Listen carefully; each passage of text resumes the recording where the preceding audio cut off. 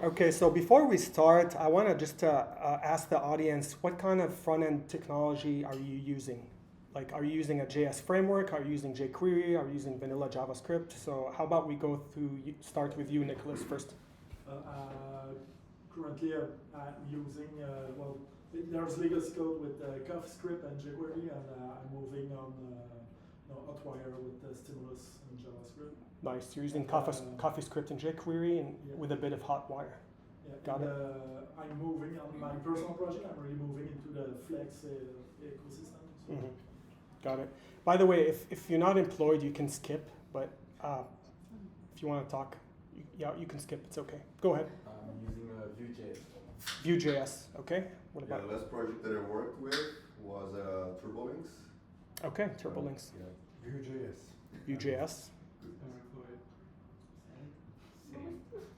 React, JavaScript, jQuery, and Astro. React, JavaScript, jQuery, and what? Astro. Astro? Yeah. Okay, cool.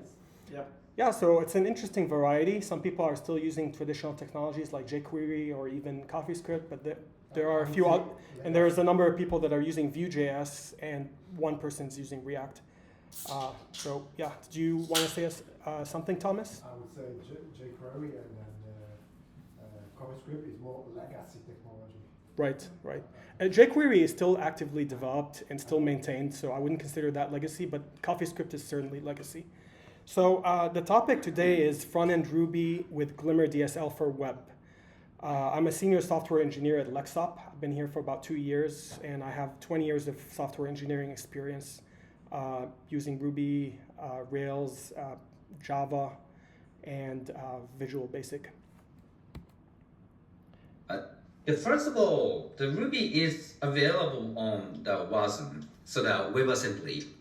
So the whole Ruby Ruby virtual machine can be compiled into the WebAssembly, so that you can run the full Ruby, any restriction in the browser. So that that is quite wonderful. So when I got this proposal from the community, I just thought that it could be yet another platform of that Ruby supports. For example, Ruby is run on Linux and FreeBSD and Windows, Mac OS, and AIX from IBM, and many platforms. Then I thought we got yet another platforms, but the WASM is more than that, because we can run full Ruby in browser, so that maybe we can replace the JavaScript by totally Ruby, not by emulation, not by the hiding something, fully implemented Ruby in the browser. That is kind of game changing. Yeah, Ruby on WASM. The Endo-san, who is in charge of the many things like a type prof and the mini games and the AutoCarrot and then he also played with the Ruby on WASM, and then he made some kind of interactive Ruby environment in browser, so that all Ruby program will be run on the browser, so that you don't have to worry about the sandboxing and the protecting execution in the server side or something like that.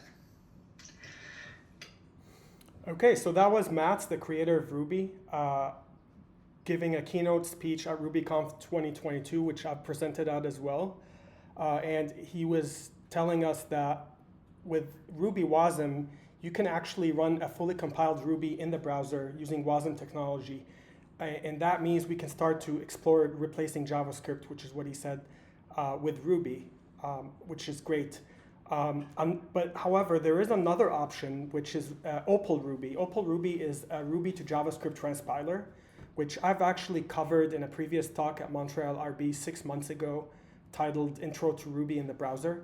And it lets you do the same thing, but with much smaller downloadables that are in JavaScript. By the way, you're welcome to take a seat over here. This is empty. Okay, so this should usher a new era of technological development in Ruby on Rails, because now developers can write Ruby code in both the backend and the front end. So why Ruby in the browser? So I'm going to go over things that I actually did cover in my last talk, Intro to Ruby on the Browser, which you can find on YouTube if you want. It's recorded and available on YouTube with that same title. So basically the first thing is you want to improve developer productivity with an isomorphic application. So that enables using the same programming language on both the front end and back end to minimize friction and maximize flow and creative problem solving. So when you have a code base that's fragmented between multiple languages, that slows down productivity and creates friction. Whereas if you have everything in the same programming language, and it has to be a very good programming language, of course, and Ruby is a very good programming language, then that improves productivity. And in my experience, it could even double productivity. We want significantly better front-end code readability and maintainability via Ruby's unique syntax features like Ruby blocks and operator overloading, which are not available in JavaScript. So things like this allow you to write much shorter and more expressive code in Ruby than any code you could write in JavaScript. So that means the code becomes more maintainable. That means it's cheaper to fix bugs. It's cheaper to add features. It's quicker to develop features as well.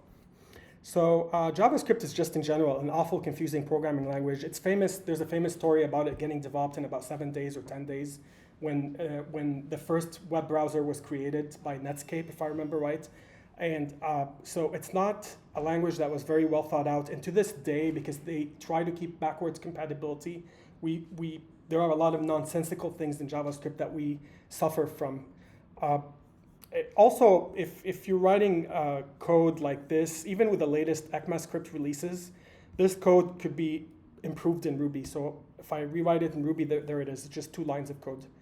You can even put them on 1 line if you want, but it's about 2 lines of code compared to that many lines of code.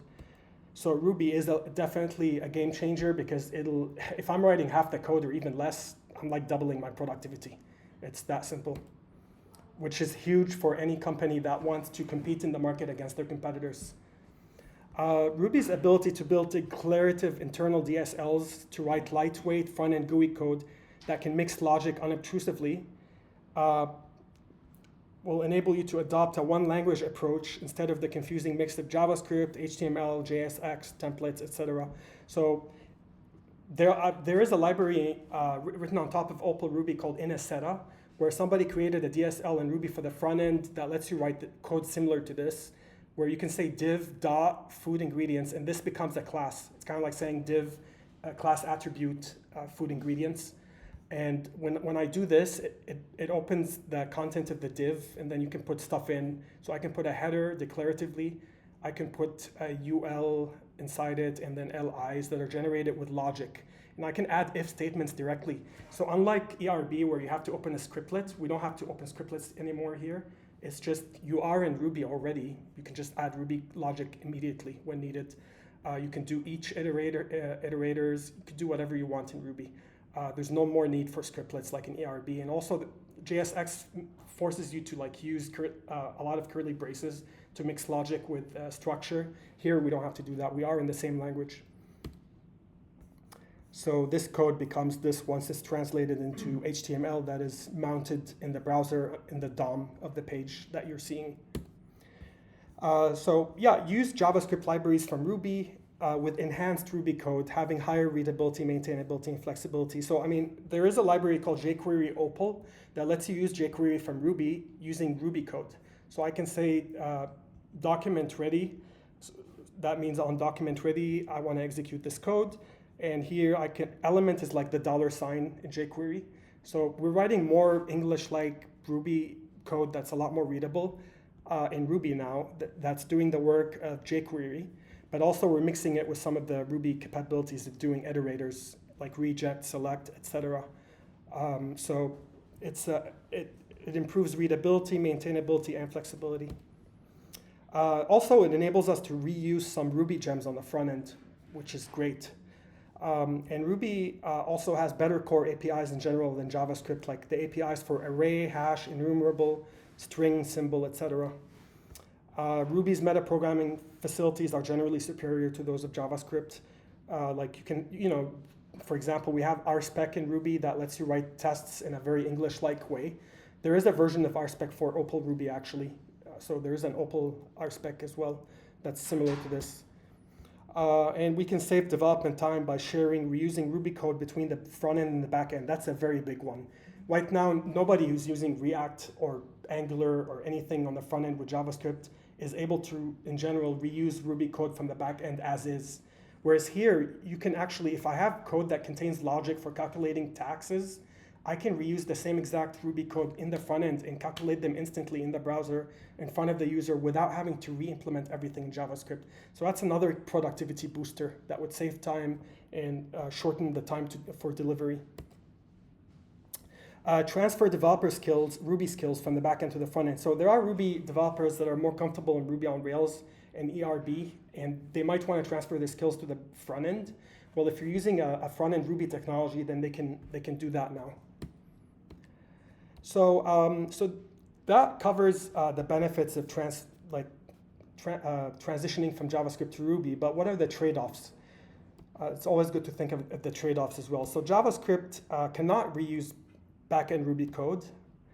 However, and also it has inflexible syntax that makes it tough to write DSLs. So it forces developers to use things like HTML, JSX templates, mustache templates, etc., because the language itself is not flexible enough to enable me to write DSLs within it so that I can avoid using those templating languages.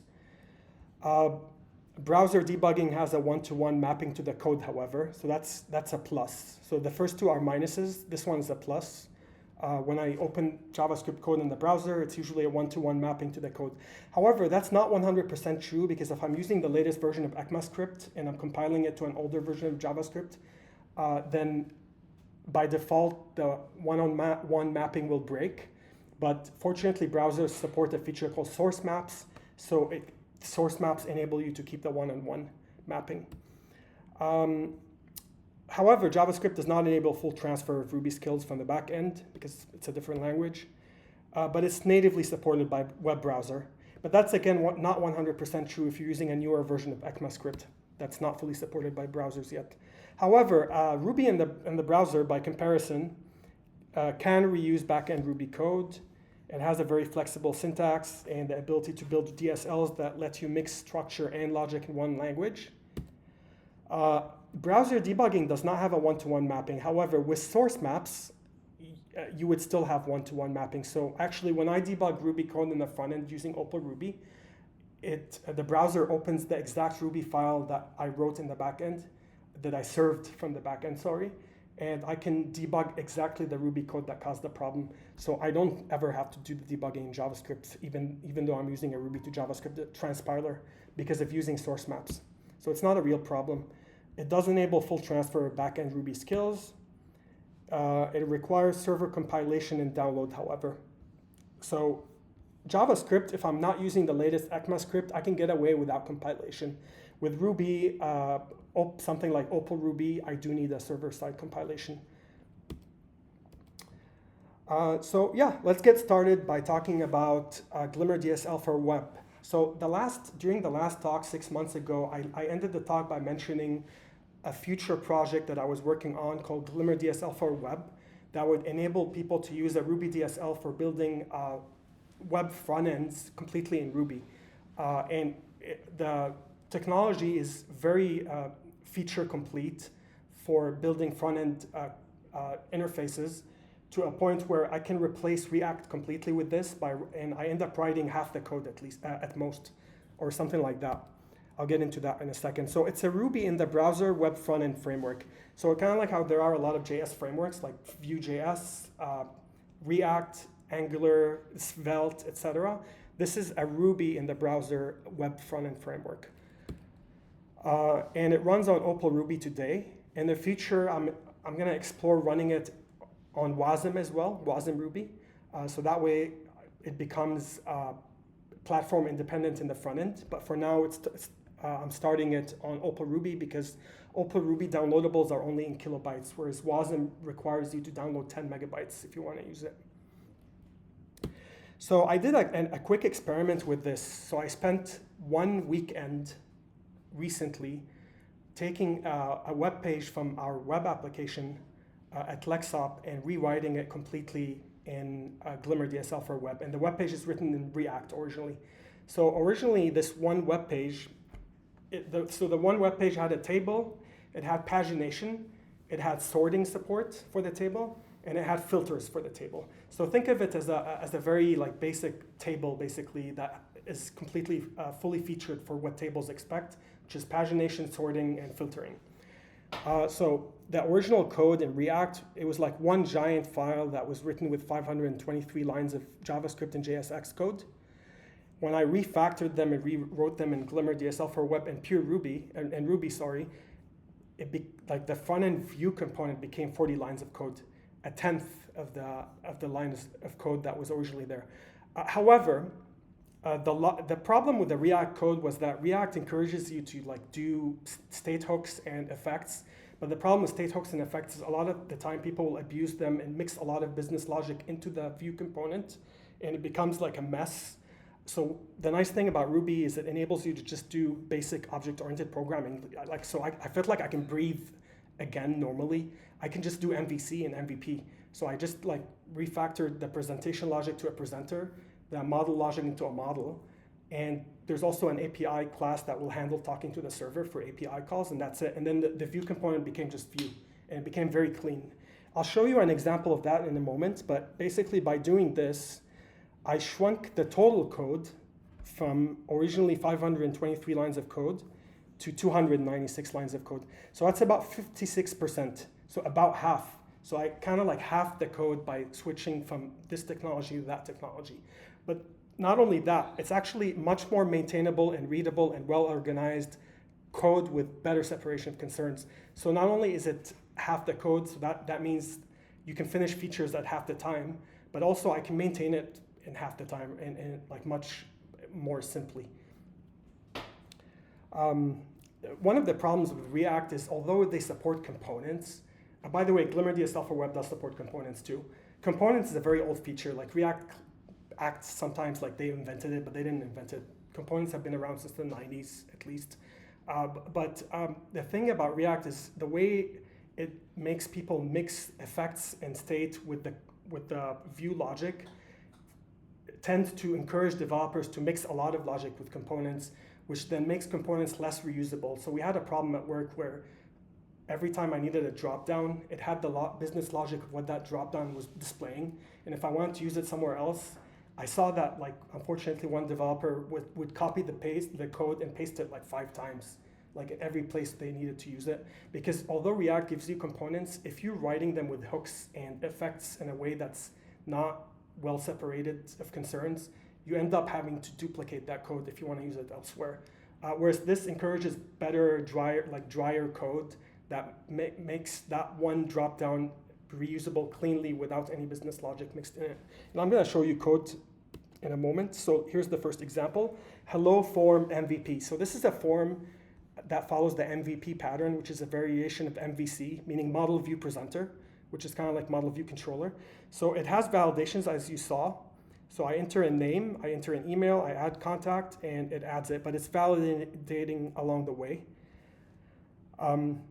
And that's it, it just fills the table. So it's a very simple example, but see, I'm using HTML validations, which is a feature that's already available in browsers. So a nice thing about Glimmer DSL for web is it already leverages everything that you already have in standard HTML and CSS. So that way you write more standard code, but in Ruby instead of JavaScript. So it's a very simple example. So let's jump into the code and how it's written. So the top level component is simply a hello form MVP component. So it's just a Ruby class you include this module into it, Glimmer Web Component, and that makes that class represent the Hello Form MVP app as a full component. And the markup of it is basically declarative, and this is real declarative, not like lying declarative like in React. In React, they tell you declarative, but you always say render. The word render is imperative, by the way. Like, I mean, I have a master's in software engineering. I'm pretty sure I know what imperative is versus declarative, and React is half imperative because you have to say render. Here, I don't have to say render. I'm really declaring the markup of that element, and then I nest elements within the markup. So I say, so by the way, markup is taken from the word HTML, which is hypertext markup, whatever language. So I have a div, I have an H1 header, a contact form, an H1 another header, and another component, which is the contact table. So these two are components. So that way, just like in React or even HTML web components, you can declare your own keywords and add them to the DSL. So I have a contact form and a contact table. And as you see, this code is very simple. It doesn't have hooks and effects. Like, hooks and effects is such a weird concept. It's because it doesn't map to anything in real life. Like, it maps to math, not to real life. In real life, when I'm thinking of a business app, I don't think of hooks and effects. I think of, give me a form, give me a table, give me stuff like that. And here, and then all the presentation logic and the model logic is handled by the presenter. So the presenter will delegate to a model as well. It doesn't do all the work on its own, but basically before rendering, I initialize a presenter. So think of this as a constructor. This method is kind of like the constructor. We build a presenter, and then I can use that presenter and pass it to the contact form and contact table. And given that it's object-oriented programming, presenter is a full-fledged object. It's not just state hook or something weird like that. It's a full-fledged object that houses the entire intelligence of presenting so that I don't have to worry about it. So this gives you true abstraction. Like reasoning about React code that is like this large with a lot of hooks and effects, it's very tough because you always have to keep the context of everything in your head on every render statement. Here, there's no render statement, first of all. Rendering happens implicitly when I declare the markup. But also, I don't have to keep everything in my head at once. I just have to think about what I'm seeing on the screen. So we're seeing this header, contact form. We have the contact form itself, and then we have another header, contact table, and then the contact table itself. That's it. And that's what you see is what you get, basically. So it's the simplest code possible. So if we move on next, this is the contact form view component. So it's very similar. Again, it's a class. It mixes in Glimmer Web Component. It receives one option. So option is basically the attributes that you can pass to a component. I noticed in React apps, people end up passing 15 attributes sometimes because they're all like low-level attributes that are at a lower level than object-oriented programming. So a lot of the time, people don't think in objects in React. They think more in state hooks, and that complicates everything. Whereas here, it's very simple. I just have a presenter, and it handles everything for me just through object-oriented programming. But the key thing is also I have a markup block. Within the markup block, I have a form, and it's all HTML basically written in Ruby. So using a DSL. So I have a form tag, a div tag, a label tag, input tag, et cetera, et cetera. Let me actually, let me zoom out a bit. Okay, and then at the bottom, I have one more div. So here I have the name field, I have the email field, and then here I have the type submit input, meaning the submit button, which says add contact. And on click, it does this work. So within components, basically the Glimmer Ruby DSL follows the same exact standard as HTML. So whatever is available in HTML, HTML gives you an on-click attribute, here you have the on-click attribute too, except it's a nice Ruby code that is in the same exact language as this code. So unlike in HTML where the on-click has to link to JavaScript code and you have to maintain it in a separate file and you cannot do what I'm doing here unless you mix in JavaScript code into the HTML, which is very ugly. Here we don't have this problem. It's one language, structure, logic, and behavior. So we don't have that problem at all. And then when I click the submit button, I can just use the basic HTML DOM APIs from Ruby. So one nice thing here that you don't have in something like React is I can just take those elements and assign them to variables. And then you can just work with them as like objects. So even view elements or components are objects. So then I can grab this object, which is a DOM element that is representing input, and input in HTML will give you a method called check validity that you can invoke in JavaScript. So here you could do the same thing in Ruby, except with Ruby standards. So check validity would follow the Ruby underscored convention. But basically, I'm using Ruby syntax where I'm saying for both of those inputs, I'm using the very convenient method all, which I like a lot. And I'm saying if all of them are valid when you call check validity, which will return a Boolean of true if they're valid, then here I can write code similar to what you would write in JavaScript. I'd say event prevent default, meaning I'm going to handle the event. Don't let anybody else handle it. And then it delegates all the work to the presenter. So now the nice thing is I can do real MVC or MVP. So I can separate all the logic into a presenter, and I'll tell it add a contact. That's it. That's all I have to do. It's the simplest code possible. It doesn't get any simpler than that. And finally, I basically say put focus back. So again, the input is an HTML DOM element object, and it gives me a focus method in JavaScript. So here in Ruby, I can invoke the same exact API.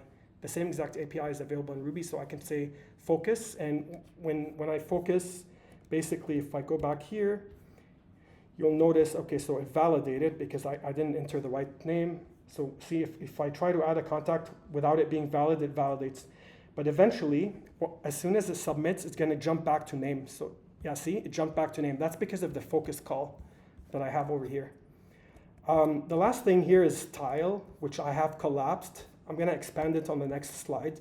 So I just collapsed the logic and expanded the style. So here's style. There is something called a Glimmer DSL for CSS as well that comes with Glimmer DSL for web. It gives you a DSL for writing CSS code in Ruby as well. So that means I can write programmable CSS with if-else statements if needed. So if you need to add logic to the way you're handling CSS, you can do it in Ruby and add if-else statements to your heart's content and build your CSS dynamically. If you don't need that, you can actually split the CSS into an SCSS file and handle it outside of this app. So just like with any normal Rails app, you can have CSS files and JavaScript files. You can still have that with this. So if you don't need logic, you can just keep the CSS out. Or if you do need logic, you could do it here. Or a third approach is you can keep common CSS out, but have specific CSS with logic in. So you can also do a hybrid approach. But the nice thing about this DSL is it's programmable. I can add if-else statements. I can generate things with loops and iterators, etc. So it's a very flexible approach. Okay, and here's the presenter. So the nice thing about the presenter is it's pure Ruby code now, which is amazing. Like this code is not even aware of the view. The correct way of following MVC or MVP pattern is to make the layer below the view unaware of the view. So there's the view, the presenter, and the model, or view, controller, and model. The controller, presenter, or model should not be aware of the view if it's followed correctly. By the way, Rails in the back end doesn't follow it correctly because the controller pushes variables to the view, which is not a correct practice of MVP or MVC. But it doesn't matter. Here we don't have to follow, we can follow a better version of MVC here. So this presenter is basically a reflection of what we saw on the view, but at the logic level. So we have basically contacts, which are displayed in a table. On initialization of the presenter, we fetch the contacts. So imagine this method not having static contacts. This method would basically have an AJAX call, and it would call to the server and grab the initial list of contacts from a Rails API backend route, basically. That's the normal way you would do this in an actual page. That's how I did it when I implemented a proof of concept in one day in a weekend. It might have been a day and a half in a weekend recently. So either way, we initialize the contacts, and then also we initialize a new contact that is used only for the new contact form. And then finally, we have an add contact method, and that represents what happens when we click the button. So new contact will get filled when we're filling the input fields of name and email. And then when we click the button, this method will get invoked. And the nice thing about this is it's completely decoupled from the view. All I have to do is take the contact and shove it into the contacts array. And then I empty the name and the email. Everything that's happening here will happen in the view automatically because we're using data binding, which I'm going to get into next. But this here, the code is very clean of view concerns. It doesn't care. All I have to do is put this here. When you put this here, the view will show the contact in the table. So think of this as, okay, so now we're going to enter this. Data binding will copy this to that new contact object, and then here it'll copy the email to the new contact object. And when I finally add the contact, it'll shove it into an array, and this table is actually listening to the array. I'm going to show you that code in a bit. So this table is listening to the array, and as soon as the array gets populated by the contact, this will get populated. And that's because of the very flexible Ruby metaprogramming facilities. So those objects that I just showed you aren't even aware that they're being observed by the view. The nice thing about Ruby is you can enhance objects after you've created them. So what we do here is the view will auto-enhance the array and make it an observable array without me having to worry about that here. Whereas if you used older libraries that used the MVC pattern in the past, they would ask you to make a contacts array that is observable. Here, I don't have to do that. You don't have to do anything. You just write pure Ruby, simple Ruby code that is a pure array, a real model, etc., and everything will happen for you automatically. So it's all using the benefits of automation. By the way, contact is just a struct in Ruby. So I can build a class. I can have a contact as a class, or I can make it a struct. So the same struct keyword that's available in back-end Ruby is also available in front-end Ruby. So it's just a struct with name and email and with keyword initialization. So it's very simple. And finally here, the contact table view is very similar, except it's building a table in the markup. So as you see, I have a table. It's got a t-head, tr, etc. This is the part that is automatic that I just described. So this is called content data binding. So what I'm saying here is the content of the t-body is going to get data bound to the contacts on presenter. This is where we actually observe the view. So we're using the observer pattern implicitly and saying, whenever contacts change on the presenter, I want the content to get updated. As soon as this gets updated, so when we add the contact to the list of contacts or array of contacts, this block will get executed. And then it will render this part. So here we just take the presenter contacts and we loop through them, and we build TR elements, which are just pure HTML elements, and we build TD elements within them, which are basically the table cells. Table data. So, and here I'll fill it with contact name and contact email. So again, this is the simplest code possible to do this. It doesn't get any simpler than that. It's what you see, what you get. And the only part that is getting re-rendered that I need to worry about or think about, as being re-rendered is the only part that we care about re-rendering. So I mentioned, one problem with React apps is React will re-render everything. So I always have to keep in my mind the context of everything.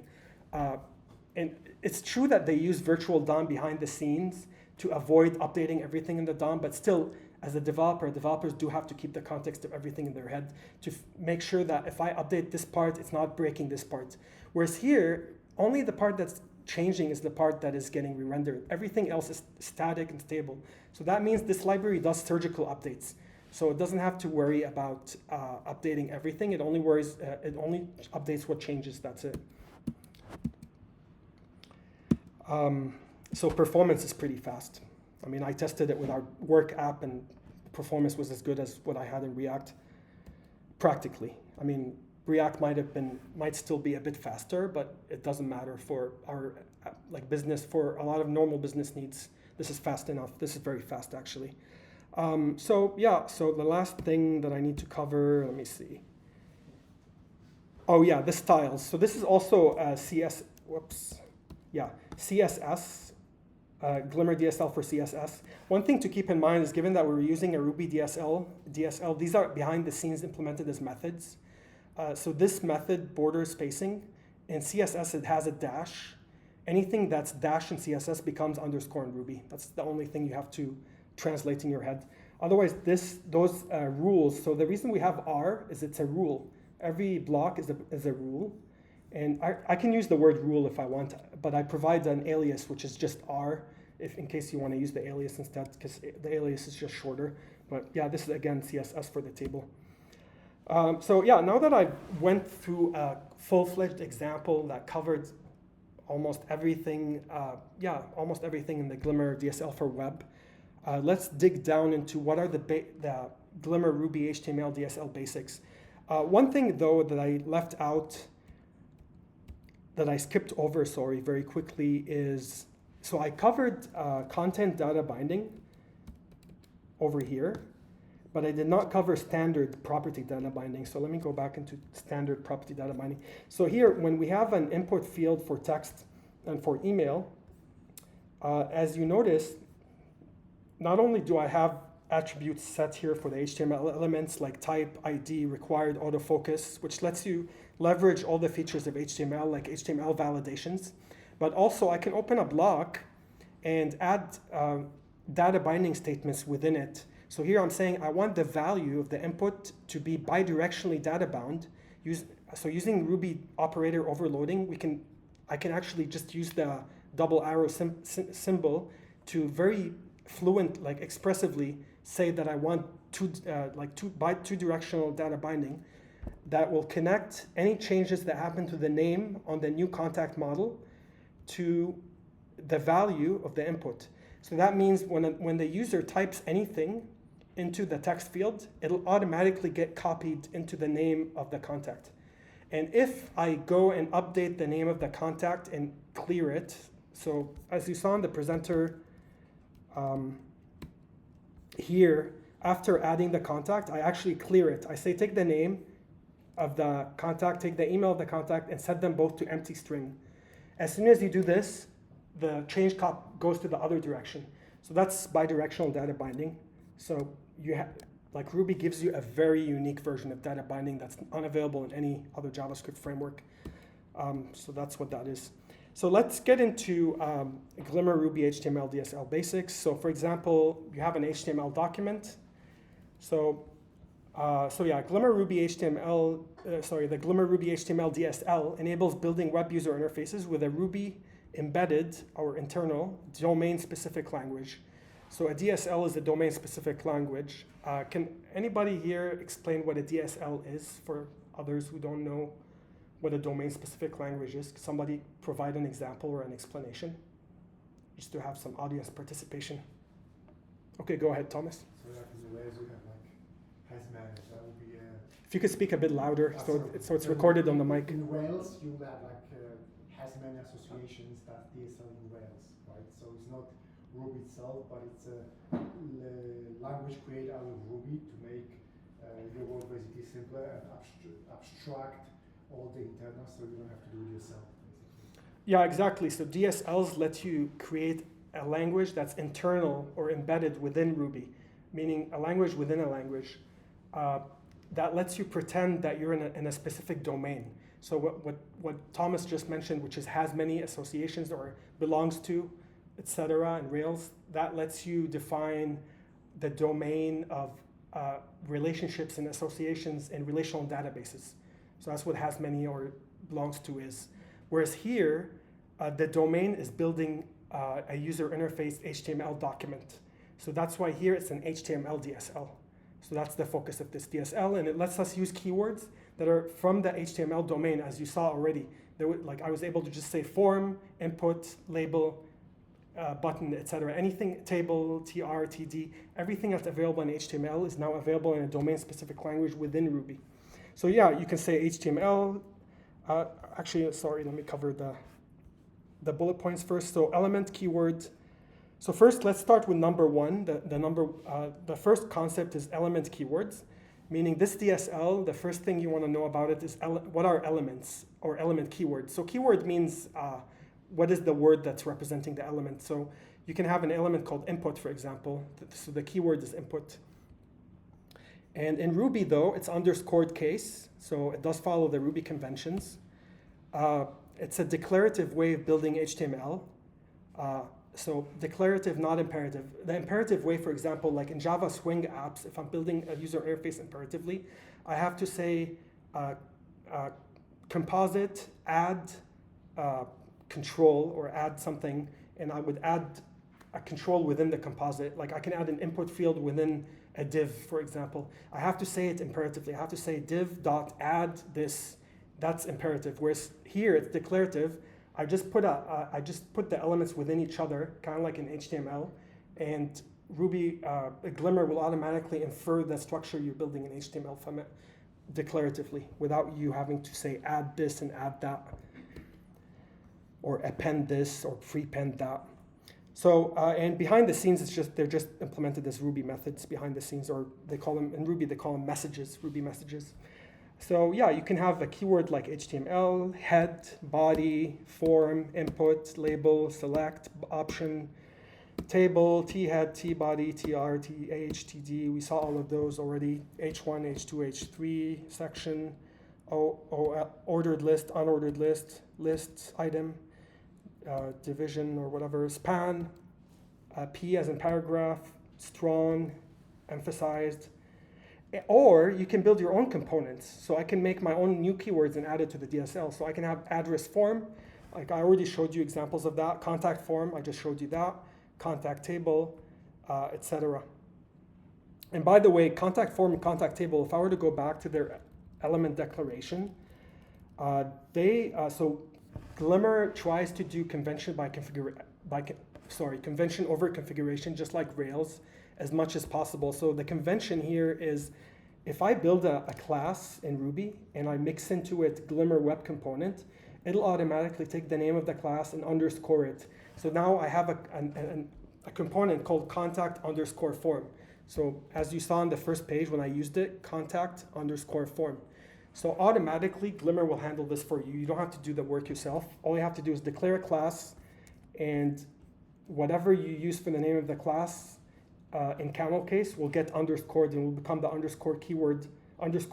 keyword that you can use in the HTML DSL by convention. So yeah, that's the first concept you need to learn is element keywords. So let's move on to the next concept. And by the way, there's a full list of HTML elements on this link. I am going to post the slides on the meetup.com page after the event. So you'll be able to click on the slides and click on this link, and that'll give you a list of all the HTML elements. But a lot of you are probably already familiar with them from your work in JavaScript and HTML.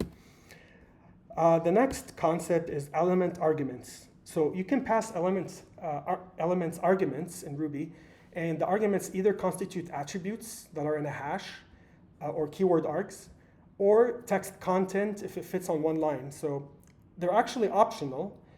You don't have to have arguments, but if you do pass them, the first argument optionally can be a string content if it fits on one line. So if I have an h1 basically header, and the content of it is content form, you can just pass it as a string as the first argument.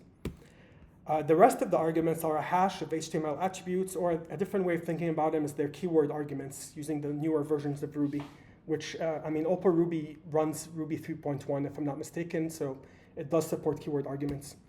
But yeah, this is basically me passing both the first argument and the hash, or the keyword arguments, which contain an ID attribute and a class attribute. And the values are just strings in this case. So it's very simple, and both of them are optional. So I can drop the string content if I want and just have the hash alone. So this example, input has only just the keyword arguments or the hash, or basically the attributes. So that's about it. It's very simple. That's the second concept you need to learn about this HTML DSL. Okay, so the third concept is the content block. So Ruby gives you the feature of Ruby blocks.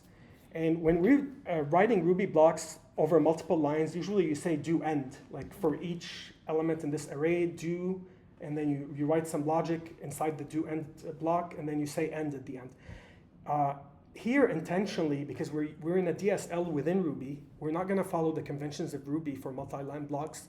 We're going to follow the conventions of the Glimmer HTML DSL, which recommends using curly braces. Because curly braces are declarative. Do end is an imperative statement. When you say do, that's imperative. When you're just putting braces and saying, okay, this is the content, this is a declarative. I'm just declaring the content. So it's recommended to use curly braces, not do end here. By the way, we will use do end for things that include that use imperative logic, and I'll show you that in a moment, like listeners, for example. So those are useful for declaring properties, kind of like I showed you. We declare the value property for input, and we data bound it to an attribute on a model. So we can declare properties, or event listeners, or nested elements. So I can put a tr inside the table, orthead, or whatever. Or I can put string content within the content block as well, but it has to be the return value, meaning the last thing that's returned from the block. If the last thing returned from the block is a string, the Glimmer DSL for HTML will automatically infer that that is what you want as the content of the element, and will generate HTML with that being the string, being the content of the element. And I'll show you examples of that in a bit. But let's go over the first one. The first one is properties. So HTML DOM elements have properties. Like if you go on the web, on the internet, you can find the API of the DOM and what properties you have on DOM elements or DOM objects. And one of them is inner text. However, here we follow the Ruby standard for it, inner underscore text. But in JavaScript, it might have been inner and then capital T text. Either way, inner text is a property that you can set on any element to update their content with text that you want. So if I want, I can set the text using inner text, the inner text property. That's one example. Another example I just showed you is we can set the value property. So that's another example. So you can also set the ID, you can set the class name, you can set the style. There are a lot of properties. You can check them all here on this W3 Schools website. The next thing is event listeners. So I already showed you an example of that. You can just say on click, do end. Okay, so here we're finally getting into imperative code. So imperative code is not all bad. The way we get work done in any programming language is using imperative code. Imperative code is what lets you write logic with if statements or iterators or stuff like that. In the end, you have to do some logic. However, the nice thing about the Glimmer DSL is it segregates logic from structure. So if I'm within the structure of a button, I use a curly brace and I put other elements within button and properties and stuff like that and a listener. But once I'm saying I have an on-click listener, then here I say if on click, once it's clicked, do this work. So this is imperative code. So it's a very clean separation of concerns. That way you can always tell logic away from structure, and it makes the code very, very maintainable. So here we're saying once we click the button, it'll print an alert pop-up basically. And $$ in Opal Ruby gives you access to the top level element in JavaScript, like the global element. So this lets me then call alert and then say hi. So event listeners always begin with the on prefix. They follow the observer pattern. They're an imperative code block. That's it. And I just showed you an example. Here's another example which we saw earlier. So I mean, in this example, we take two input objects. We check that they're both valid. And if they are, then we handle the element. We delegate work to the presenter. We delegate work to the presenter for adding the contact, and then we refocus the input element that needs refocusing. So that way, like at this layer, the logic is mostly view level logic, and most of the model level logic is handled in the presenter. And event listeners, there's a full list of event listeners at this page, but on blur, on click, on change, on focus, on input, etc. On mouse up, on mouse down, on key up, on key down, etc. The third thing is nested elements. We already saw an example of that, like a table that has a t-head or t-body, or it's optional actually in HTML, although it's better to have it. You can also nest things directly like that if you want, tr and the td, but either way, this is a declarative hierarchy. It follows the composite pattern, the composite design pattern. Is anybody familiar with design patterns, by the way, in software? Are you familiar with the composite design pattern? I don't remember.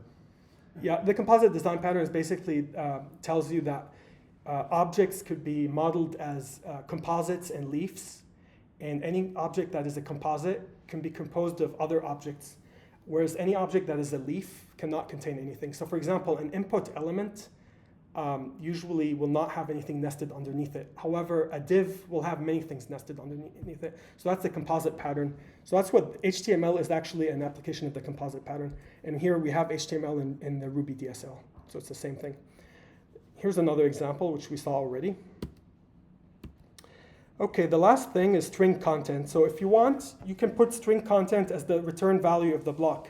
The nice thing about Ruby versus other languages like JavaScript is, in JavaScript, they try to copy Ruby that a bit if you have a one-line thing. But if you have a multiple line function, usually you have to have a return statement in JavaScript, whereas here we don't in Ruby. So then I can write a nice DSL that's fully declarative. There's no imperative code in it. And I'm just declaring that flying cars become reality is the body of H1. So then it'll render it as the content of H1. It has to be the last thing if you have multiple things within the H1. One thing to keep in mind, though, is as an alternative, you can put it as the first argument, as I've explained earlier, if it fits on one line. But this is more useful if it fits on multiple lines. So let's look at a more realistic example for multiple lines. So if I have a P paragraph, it's often used for writing paragraphs, which are multiple lines. This is how you do it. It's a very nice DSL for doing it. And if you want to embed other things within it, like a strong, if you want to make part of the text strong, meaning bolded, or you could define it any way you want in CSS, or this is emphasized, then I can actually use Ruby string interpolation and just use other HTML DSL keywords to embed basically things within the string that's going to get returned as part of the P. And that's just an alternative way of doing it. So you could do it this way or you could do it that way. I actually moved the double quote up just to get it out of the way. So it's very convenient and very productive in Ruby. The final concept you need to know, the fourth one, is element methods. So they're basically invoked through their underscored Ruby methods. They match the HTML DOM element API. They proxy calls to wrapped HTML DOM objects. They include access to element properties after construction. So for example, I showed you the benefit that we don't have in other things like React, which is being able to assign a view object to a variable. Once I have it as a variable, then now I can call methods on it. So these are element methods, and they follow exactly the same API as the DOM API in JavaScript. So I can check validity, I can take the value, or I can ask the element to focus. So that's what I demonstrated earlier. There are also a few extra API methods that are available in Glimmer only, like content. So Glimmer gives you a method called content that lets you reopen the content block of table and add more things. So if I constructed a table originally with only the headers, I can later open it again and add a row below the header. So you can always reopen any element you want using content and add stuff in it. It's a bit similar to Ruby's idea of open classes, where you can always reopen a class and add more methods to it. Here you can always reopen an element and add more content to it. So yeah, HTML DOM element methods are available at this webpage.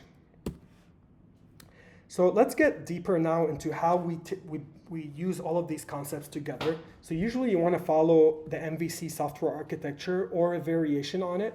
The proper MVC architecture usually will have a view that is observing the model for changes, which I did earlier using data binding. And as soon as the model is updated, like we update the name of the new contact, the view will take that update, it'll receive the model update, and it'll refresh itself and correctly clear the name input field. And then the controller, and it has to be this, like usually the view will observe the model, and the model should not be aware of the view.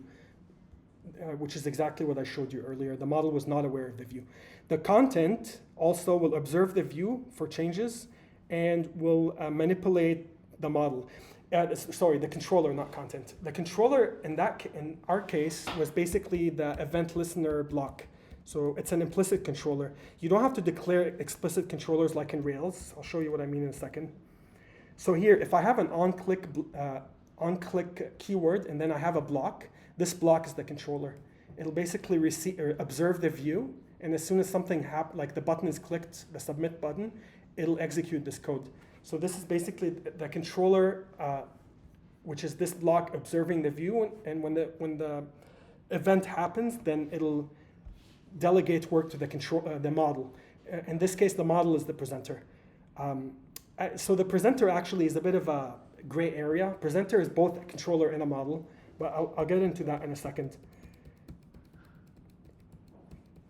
So this is proper MVC, which is even more correct than the MVC that's applied in Rails, which achieves much better separation of concerns and maintainability for the code, and it makes it more productive to build new features.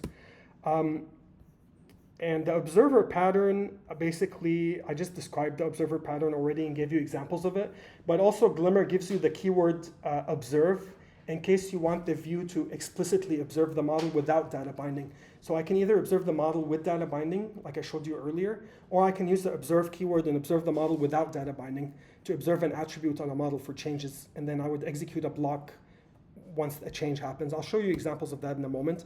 Well, I mean, let's look at hello observer. So hello observer has two fields that are bound to the same value. So there's a number, that's it. The value is just a number, and you can either manipulate it with a spinner or you can manipulate it with a slider, and they have to stay in sync. So to do that, basically, we have a model called number holder. The model just has one attribute number. It initializes it to 50 on start. That's it. That's the model. And what we want is both this and this view component to monitor the model for changes and reflect them in the view. So this is the hello observer Glimmer web component.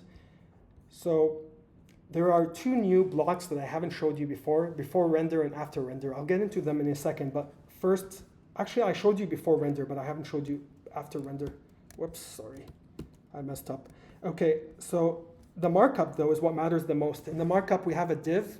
Within the div we have two divs, and the first one has the input field that is of type number. So input of type number is basically spinner, is what I showed you as the spinner, the one on top. Then the second one is input of type range, which is a slider. So we're using standard HTML, nothing fancy as far as that. That's the nice thing about this. You could just use standard HTML. But on the first one, on input, meaning on changes to it, to the value, it basically will take the number holder model and update its number attribute to the value of that input field. So I can use the variable that I've assigned earlier and use it within the listener here. So it's very intuitive and straightforward. Like if you like to think of things in terms of variables, like you normally do in Ruby, you can do that here too. And here we do the same thing. We also grab the variable. By the way, the benefit of variables also is, unlike jQuery, which forces you to always use an expression for an ID or a CSS class to grab an element, here we don't have to do that. You can just assign the element to a variable and just use the variable. You almost never ever have to use a CSS expression to grab the element. So the code is a lot simpler in Glimmer. But the key thing is, either way, if I change the input here or here, it'll update the model number.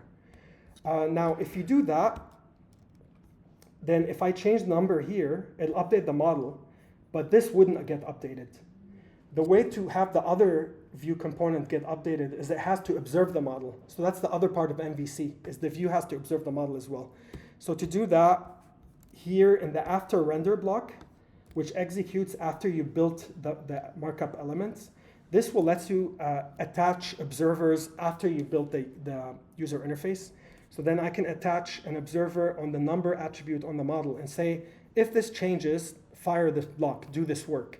And here, it'll do this work, and it'll basically go and grab the number input and update its value from the model, and then it'll take the range input and update its value from the model, unless they're already set. If they're already set to the same value, it will not change them, but that'll prevent an infinite loop, but otherwise it'll update them.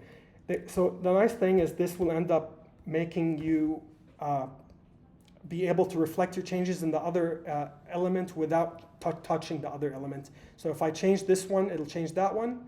And if I change that one, it'll change this one. So this is the observer pattern. Now let's jump into something more advanced. So MVP is like an evolution of MVC, or a specialization of it maybe, where the controller is upgraded into a presenter, and the presenter decouples the model from the view completely in a way where the view doesn't have to talk, so the presenter will listen to both sides, and if one side changes, it'll update the other side. And it does that using bidirectional data binding.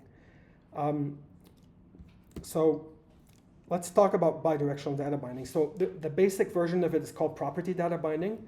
And I already showed you an example. Basically, if I have an input field and it has a value, I can bind it to the name of a contact.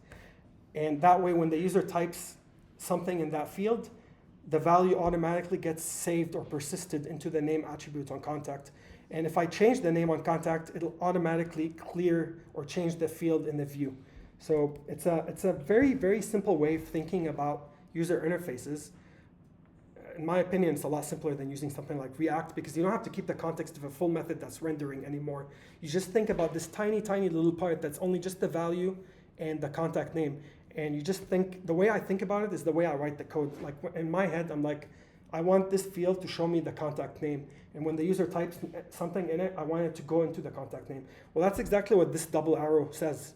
This is saying, if this changes, copy it to this side. And if this changes, copy it to that side. So that's it. It's the simplest thing possible to express this. There's also unidirectional data binding, which is useful if you have a property on an element that is not that is read only. So write only. So in this case, for example, I can populate the div content, like the inner text of a div, from the text of an address model. Not only that, unidirectional data binding will also observe the model for changes, and if this ever change again, it'll automatically copy it to the content of the div. So that way that div will automatically always update based on the address text. However, the div itself is not a control that gives you access to update the model. It can only show content, but it doesn't let you modify content. So that's why this is unidirectional data binding, not bidirectional. So there are cases where unidirectional data binding is sufficient. There are other cases where you need bidirectional data binding. This is another example. So and there's also more sophisticated feature to data binding in Glimmer, which I'm not going to cover today, but you can read about them on the Glimmer project webpage. Like, for example, I can install converters. So here I'm saying I want to link the inner text of the button to the count on a counter, but also as soon as the count on the counter gets updated on read of the property, as soon as we read it and we're about to copy it to the view, I want you to execute this Ruby block or lambda, which will basically take the value and copy it and put it in a string. And then now the button is going to show the string instead. So instead of showing the value raw, it'll show an updated version of it. So you can use converters. And the converter logic, you can, if it's very simple, you can put it in the view. If it's complicated, you can put it in a presenter or model and have a presenter or model handle it instead. So now let's look at Hello Observer which we just saw earlier using data binding. It's a lot simpler. The code that we just wrote manually using observers explicitly is going to get refactored into data binding. And this will show you why data binding is such a how do I say, productive feature, like productive, very productive feature, because it helps you write a lot less code. So all the code that I wrote earlier that I just showed you got squished into those two lines. So now we only have this line that says monitor the view and update the model, and also monitor the model and update the view. Here it's the same thing, monitor the view, update the model, monitor the model, update the view, and that's it, we're done. There's no after render. I deleted the after render, we don't need it anymore. We don't need to add observers manually anymore. All of that is automated automatically through data binding. So this does everything that we saw earlier. So just to show you the code from before, this was the code before, all of those lines of code. This is the code, the same code with data binding. It's a lot simpler. So, I mean, just imagine how much code in a code base written with React or some other library would shrink with code like this.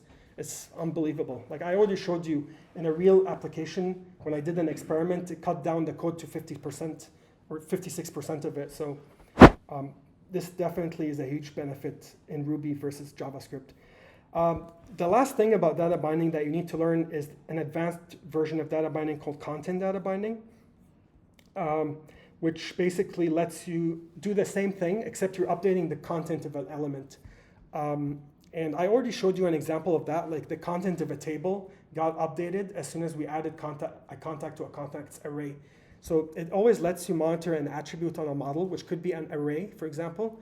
and when it updates, it'll render this part only. So again, these are surgical re-renders, like only the part that changes renders, which is the way we think about it.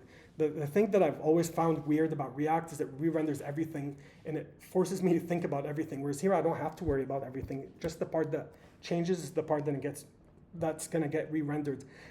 I know there's virtual DOM and React to also do the same thing, but it's confusing still. Here it's not confusing, it's very simple because the code is reflecting how we think about it. So here's a content data binding example. Like I have an address form, it's a very normal address form. It's using bidirectional data binding on all the fields, and it has here unidirectional data binding to populate a summary of the address. However, as soon as I bump up the spinner value here from 1 address to 2, it automatically re-rendered this bit and generated a second address form because I have 2 addresses. Now I can add 1 more address, boom, it just added 1 more address form. So the nice thing about content data binding is it enables us to re-render one part of the page that's dynamic while leaving other parts static. So here's the code. So on the top, I have the input field, which is the address, the number of addresses count. And it basically is using data binding for updating the address count attribute on a user model. And then here I open a div, I just say I want content data binding. So I take the content keyword, I say bind it to user addresses. And as soon as that changes, this block will get re-rendered, and then I can just iterate. So I don't, again, we don't have to open a scriptlet like an ERB or do something weird with curly braces like in JSX. We are already in Ruby, so I can just immediately grab the user addresses, iterate through them, and render an address form, basically. By the way, this code over here can be extracted into its own component if I want. And in fact, that's what I did in my work application. I extracted this bit into its own component that is handled separately in a separate file. But still, this is basically going through name, street, city, address, zip, and rendering a label and input for each one of them. Again, using standard Ruby iterators like each. And then here at the bottom, it basically is rendering a summary of the address. So that's the bit that was showing us a summary. So as I'm typing here, there's a summary of the address that's showing up here. And that's it. So the number of addresses is basically getting re-rendered with content data binding. So this basically is what provides you with this ability in Glimmer.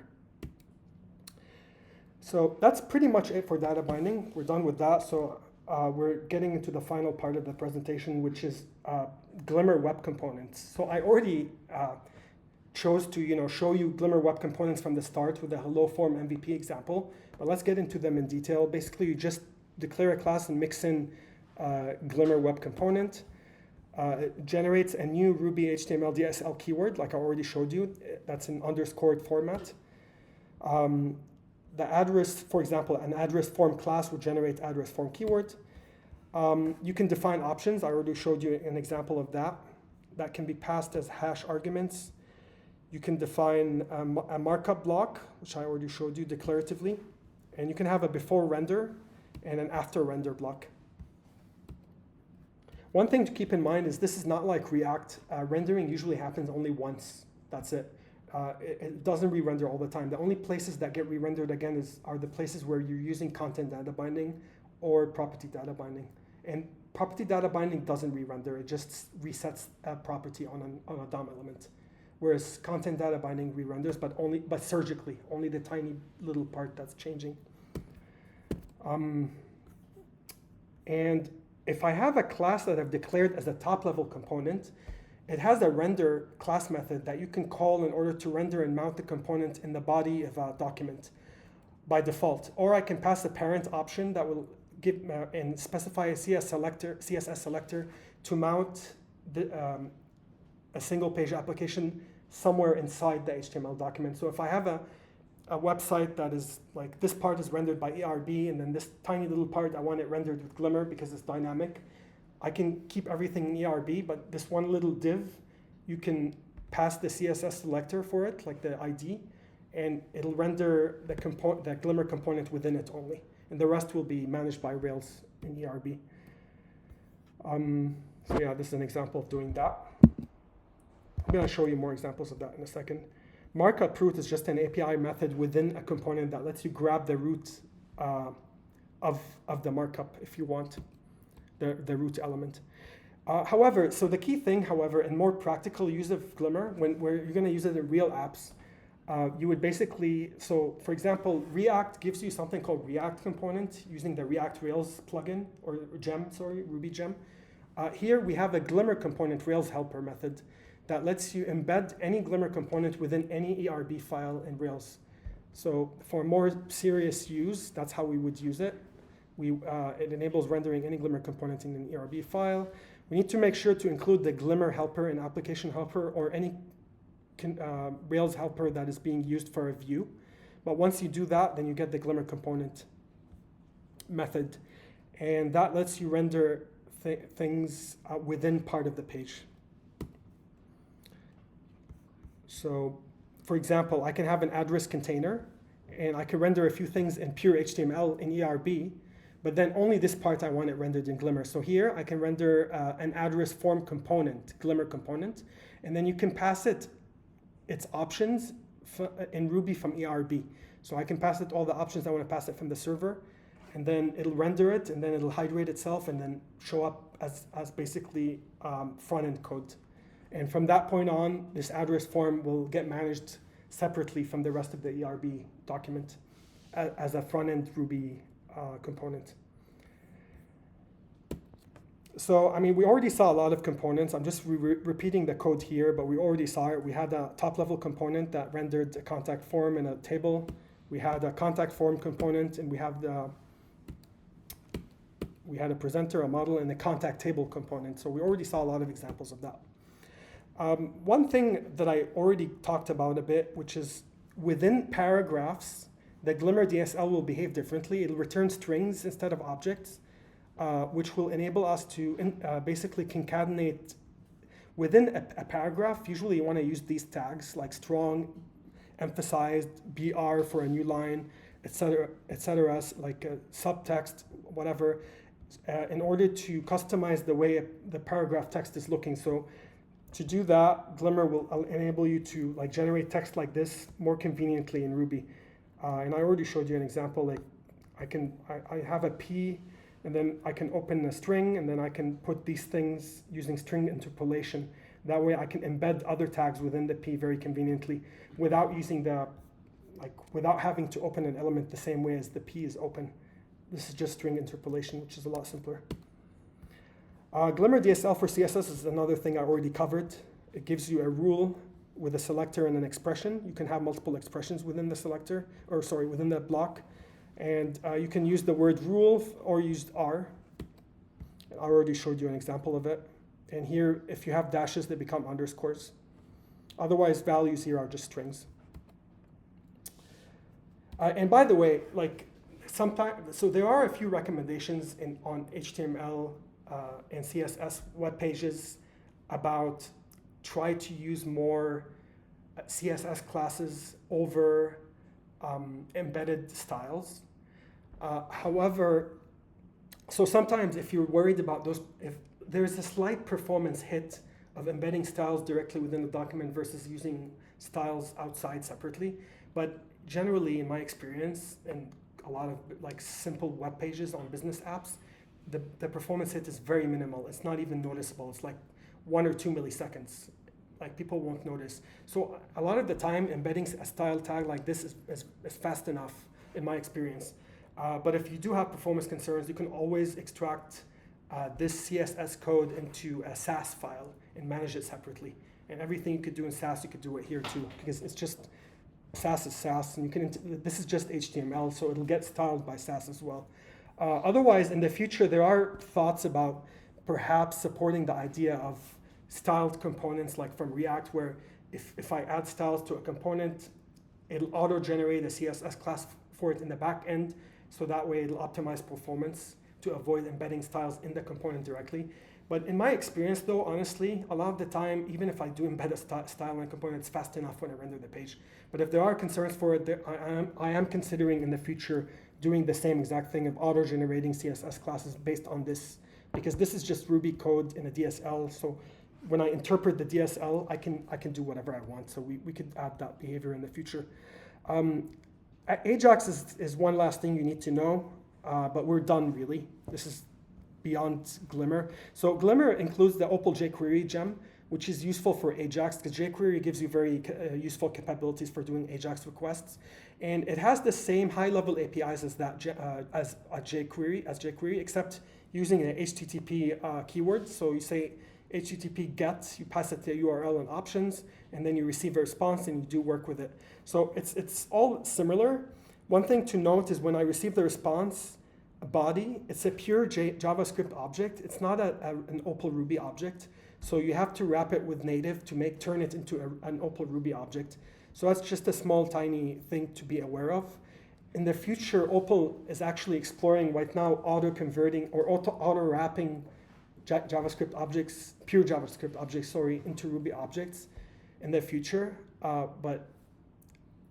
So that might not even be a concern anymore in a future version of Opal. But for now, that's one thing to be aware of. So here's an example. Like I make a call to grab a selected sample's code.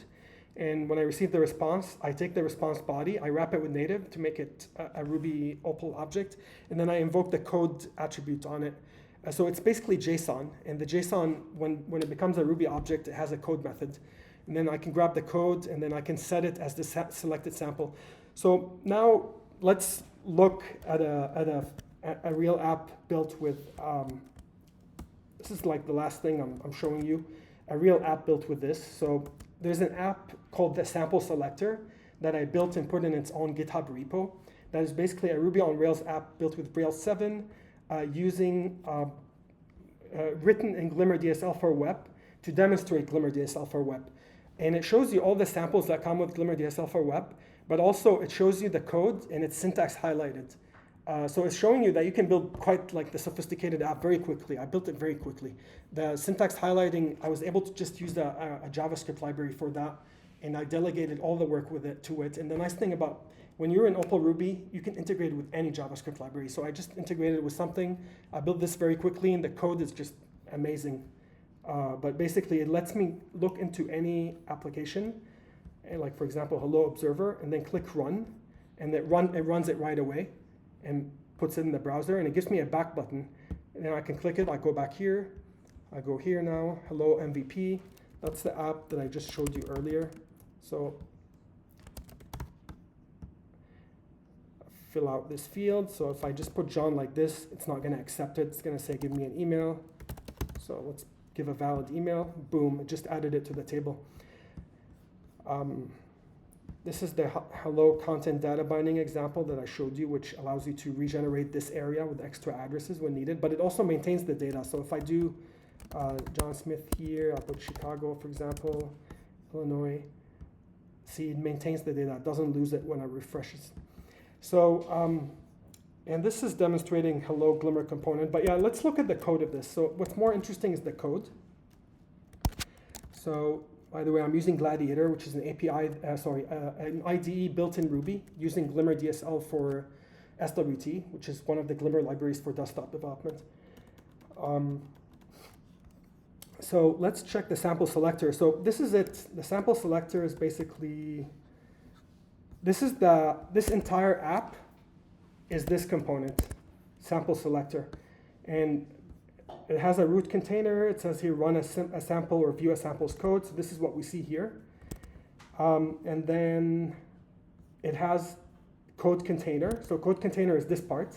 So if I click on anything here, I have a code container. I can scroll down in it. And it shows us code with syntax highlighting in Ruby.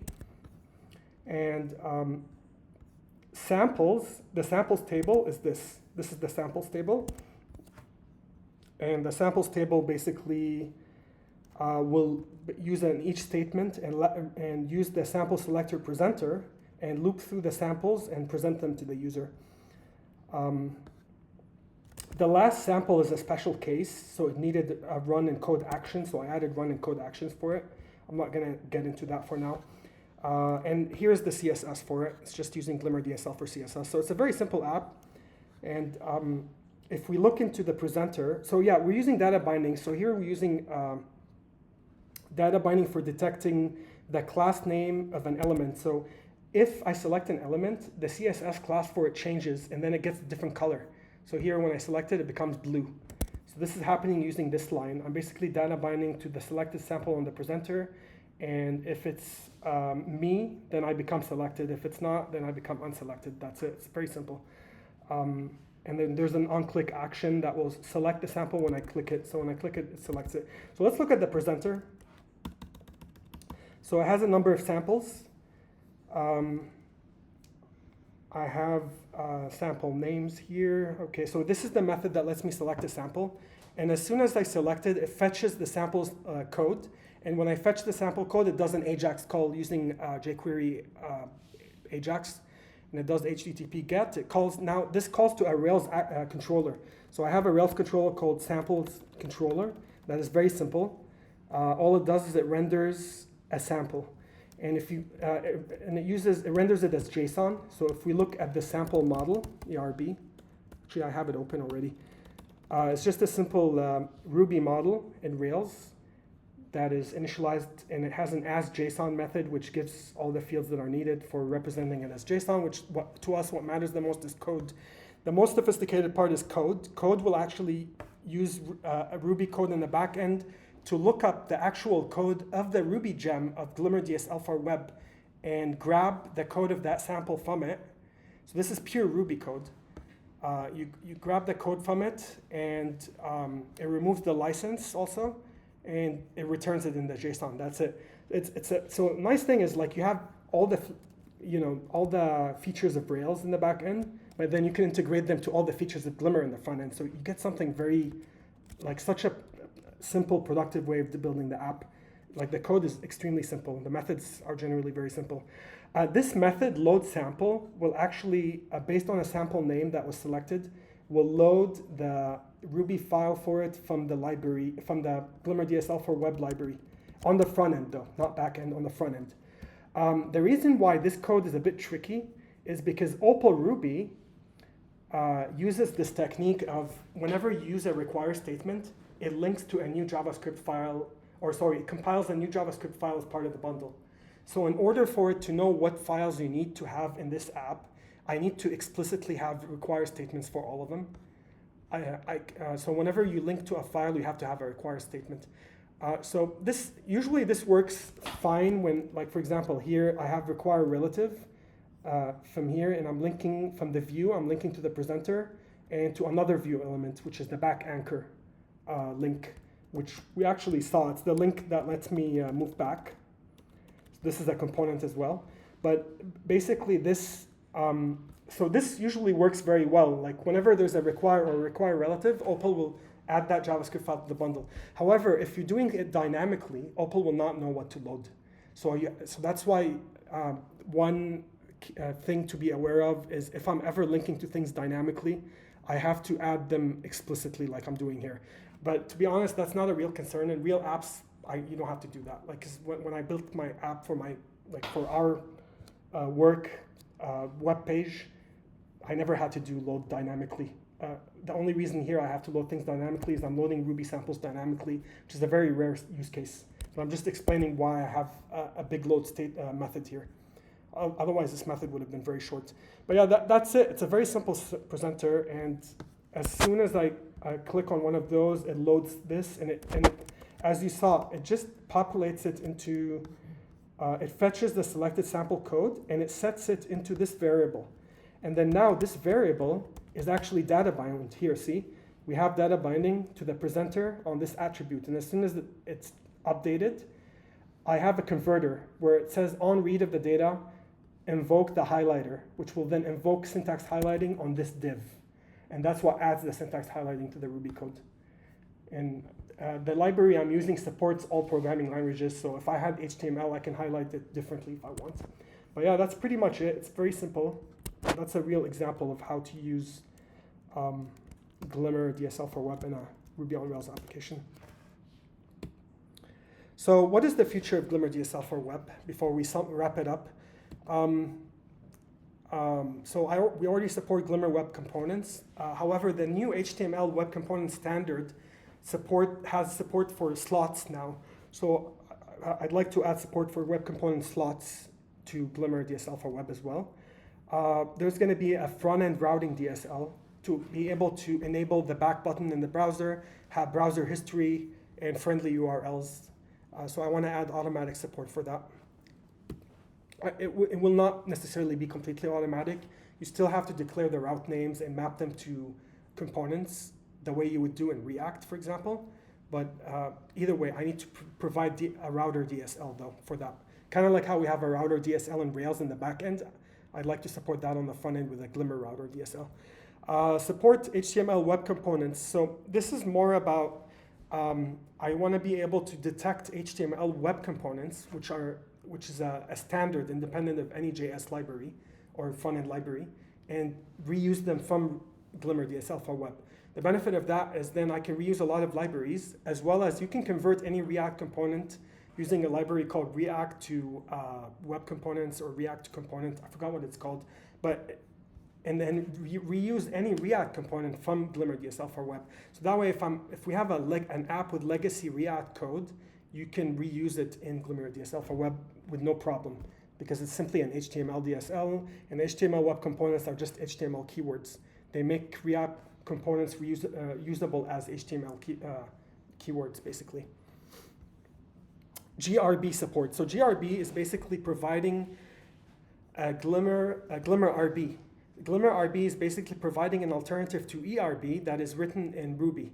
So instead of writing ERB code that is half HTML, half ERB scriptlets, we write ERB as Glimmer DSL code in Ruby only. So then you can add if-else statements in each iterators in the back end in GRB files, in place of ERB. So that's a way to help people transition slowly their back end code, view code as well, from ERB to something better. However, we can go further. Server components. So server components is server-side rendering or back-end rendering of front-end web components, meaning Glimmer web components, as replacement of ERB. So also alternatively, we can forget ERB and forget even GRB and just take the exact components that we built on the front end and render them in the back end with automatic hydration for JavaScript and data binding.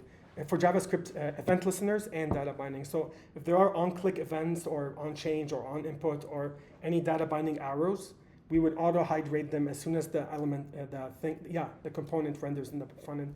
So that's something that was, somebody asked me for this feature actually, and asked me for the other one, GRB. Someone is experimenting with Glimmer DSL for web and asked me for both, so I'm actually looking into both of them for the near future, or in the future, I don't know when. Consider supporting Ruby WASM as an alternative to Opal. So it would be ideal if eventually people can replace Opal with Ruby WASM if that's what they prefer, and by simply updating a configuration option, that's it. And they can use everything the same way in Ruby WASM, except maybe jQuery, the jQuery HTTP API. I think it's different in WASM, but either way, that's something to look into.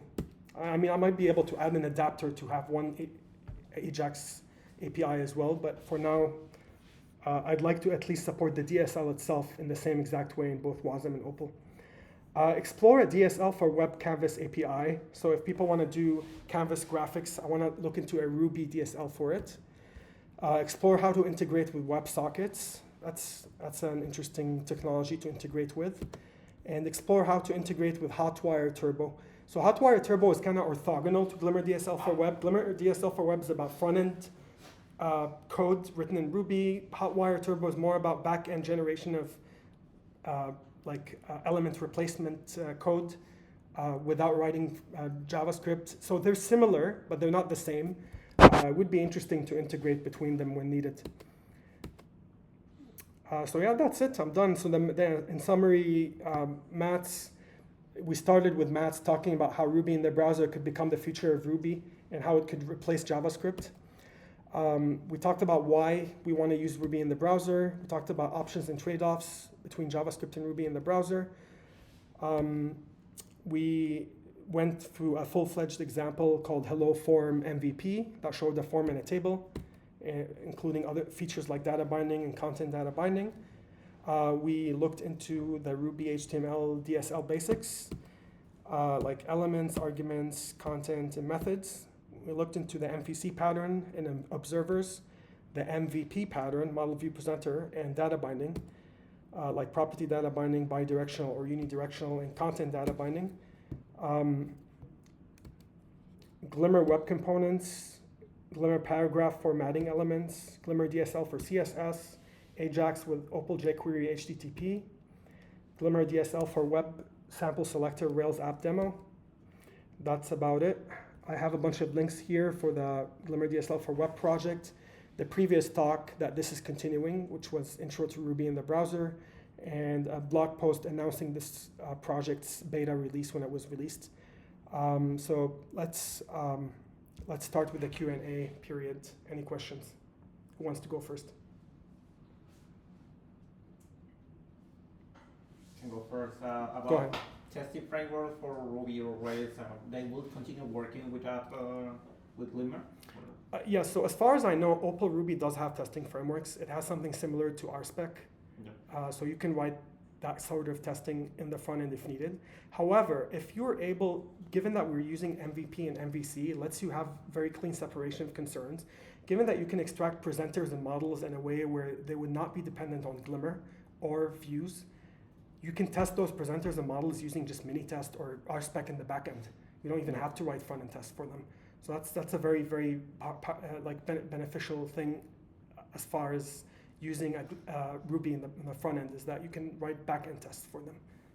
They would work just fine if needed. But at the same time, you do have front-end testing technologies in Opal Ruby. Any other questions? Go ahead. Sorry, the lady over there. I'm sorry. Go ahead. With the content data binding, the example with the addresses, like when you went from 2 to 3 addresses, etc., it's always like deleting when we go back when you go back from 3 to 2, you are always deleting the last one that was entered, right? Yes. In that example, the requirements of that example were delete an address completely once the address count diminishes. However, if there is a requirement to keep the third address even after diminishing the addresses, so that if I go back to 3 again, we can redisplay the data of it, that is supportable. It could be supported in the model level without the view caring about how that's implemented. So that is doable if needed. Okay. The model can keep track of the history of the addresses that were entered and then re-add it. Go ahead. The component names were like generating method names to be called from other components. Mm-hmm. I was wondering if the components class names and support namespacing with modules? Yes, Yeah. yes, they do. So if you're concerned about, for example, I built my own address form, and then I imported a library that has address form, I would assume that the library namespaced their address form. So if they namespaced it, for example, Lexop address form, then when I use it, I can either use it with the short name, which is just address form, or you can use it with the fully namespaced name, which is, it starts with the module that contains the address form. So if it's Lexop containing address form, then you can say Lexop _address_ form. So Glimmer already automatically supports that to prevent namespace collisions in components. So that way, for example, 15 libraries can implement address form if they want, and each one would have a namespace differently. So the consumer, if they had only one of them, they can use the short name, just address_ form. If they had 2 or 3 of them, they want to select one only, that's styled a special way, then they can use the fully namespaced name of the component. Yes. Any other questions?